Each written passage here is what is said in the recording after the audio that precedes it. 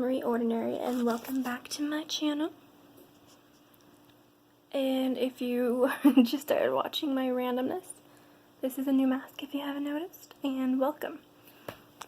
So, today we're going to be talking about 2 horror stories that happened in my family. They're kind of spooky ghost stories, and they happened at an old house off of Murray Avenue, somewhere in California.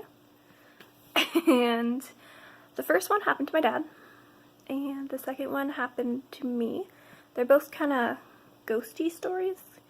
So it was when my father was moving out of that house off Murray Avenue that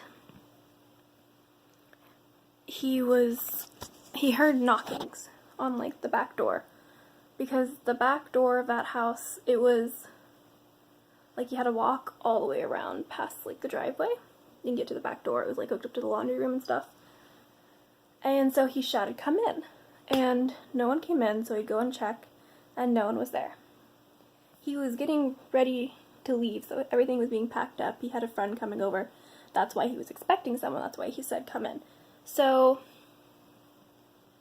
he waits like a minute later, he walks away, starts packing stuff again, and then another knock happens, and so he yells, "Come in." And then after a minute, he goes and checks again, and again, no one is there. So he does this for about like 10 different times. Someone knocks, or something knocks, and no one's ever there. So eventually when his friend does come and they knock, he ignores it. Because, I mean, after so many knocks, you're going to ignore it whether you like it or not. And he just yells, "Come in," because, I mean, a habit, and just in case his friend actually is there. And he's like, when the friend came in, they're like, "Why didn't you get the door?" And he's like, "Oh, the knocks have been happening." He's like, "Okay, whatever." And so the friend starts helping my dad pack. And after 5 minutes of the friend being there, there's another knock at the back door. And then he goes and looks at my dad and says, "Are you going to answer that?" And my dad just shakes his head and laughs. And sorry, the show is playing. I owe people money. My name is Bob, and this is my daughter Louise. We've seen all your movies. And it's not pausing, so... Screeching a little. Yes. Sorry, you're kind of a big deal for us. It's nice to get recognized. It's worse than his bite. Hey, you can see it behind me. Ha! I did it. Okay, so I'm just taking a picture now. So, where was I at? What part was I at?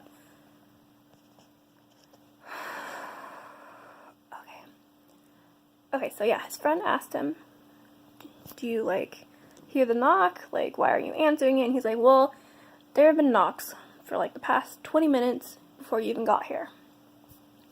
And no one's ever there. You can go check it out if you want." So his friend actually goes and checks out the front door, or the back door, sorry, and no one was there. But that's when they hear a thud on the roof, and so they run outside. And as soon as they get outside, they hear, like, footsteps running across the top of the roof. And they're, like, in the backyard between the candy shop and the house. And there's no one on the roof that they can see. And then they hear, like, a heavy footstep, like someone, like, pushed off the roof and jumped off. But no one was ever there. So that was number 1. That was just kind of an odd one for you. And then the next one happened to me. I'm actually going to throw in a third one that I just remembered right now. So... enjoy.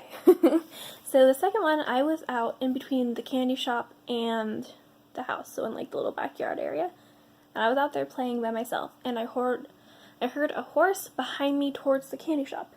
Now, the reason why I didn't think like, oh, that's weird, like there's a horse, is because we used to have like this festival, or like a parade type thing, where they would ride horses down our street, and it would happen once a year, every year. And I never knew what time of year, like, that parade happened. So I'm like, well, maybe it's just the parade. So I turn around, and I, like, look around, and there's no horse, but I can hear the horse. And at one point in time, it felt like I could feel, like, the breath. So I was weirded out by that already. And then I hear a knock from the candy shop. And, like, sorry, my nose itchy.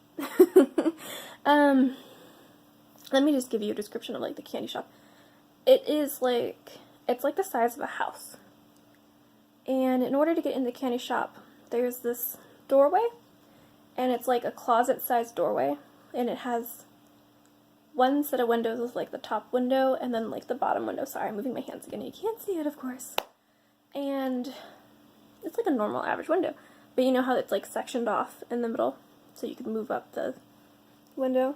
So anyways, I look over there, and I see a face pressed to the window with its hands like this, staring at me with like this creepy ass smile. Like, I can't mimic it, but it was like, now just like imagine that, like a male creepier, and he was an older male, just smiling at me. And I've been terrified of windows ever since. I ran inside after that. I never played in the backyard again by myself, ever. Okay, so that's number 2, and I really suck at like the facial expression. I'll have to practice that. So story number 3 was someone was living inside that candy shop. Dad had his friend like stay there with his pregnant wife, and the pregnant wife and his friend were sleeping in one of the empty storage rooms in the candy shop. Well, the whole thing was empty, but whatever. And the wife woke up in the middle of the night, and she heard someone talking outside, and it was a male voice and another voice, so I'm assuming it was 2 male voices, but I'm not entirely sure. And she just woke up, and she didn't realize that she just didn't pay attention to the room.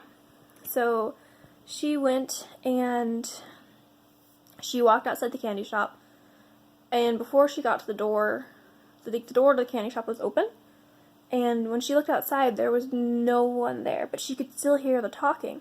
So when she stepped outside and she said her husband's name, that's when the talking stopped. And then she went back into the bedroom kind of freaked out, and her husband was there sleeping, which just freaked her out even more, of course. So those were my 3 stories of the old house off of Marie.